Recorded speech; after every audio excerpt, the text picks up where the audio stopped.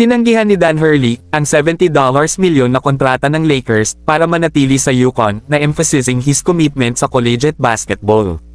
Sa isang nakakagulat na pangyayari, nagpa siya ang head coach ng UConn na si Dan Hurley na manatili sa Huskies, na tinanggihan ang isang napakalaking 6 na taon, $70 milyon na alok ng kontrata mula sa Los Angeles Lakers. Ayon kay Adrian Wojnarowski ng ESPN, ang offer would have made Hurley sa top 6 na highest paid coaches sa NBA. Ang choice ni Hurley na tanggihan ang such a lucrative offer ay nagpapakita ng kanyang dedikasyon sa programang itinayo niya sa Connecticut. Mula noong manguna noong 2018, ginawang powerhouse ni Hurley ang Huskies na nagtapos sa back-to-back national championships.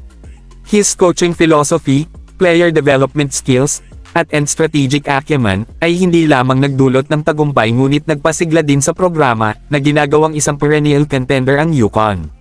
Nakatanggap ng matinding takot ang Boston Celtics sa Game 2 ng NBA Finals dahil si Kristaps Porzingis ay nagtamo ng injury sa paa sa fourth quarter.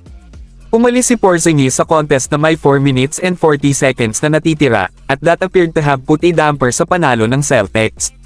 Pagkatapos ng laro, nagsalita si Porzingis tungkol sa kanyang injury, at sa kabutihang palad, ito ay magandang balita. Momentong iyon ay tiyak na angkop sa mga tagahanga ng Celtics.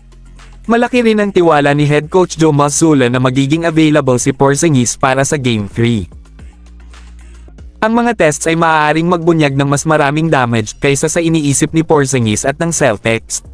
Gayunpaman, tila hindi malamang, batay sa mga komentong ito, na isang magandang balita. Napakalulungkot sana kung ang injuring ito ay nagpapigil sa 28 taong gulang na hindi makakilos pagkatapos niyang makaligtaan ang isang malaking bahagi ng mga playoff na ito.